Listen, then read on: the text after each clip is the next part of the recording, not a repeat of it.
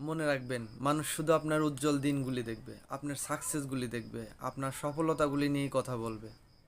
কিন্তু এই সফলতার পিছনে, উজ্জ্বল দিনের পিছনে আপনার নির্ঘুম রাত, পরিশ্রম, কষ্ট, ঘাম, এগুলি কেউ দেখবে না। এগুলি কেউ দেখার চেষ্টাও করবে না। এগুলি নিয়ে কেউ কথা বলবেও না।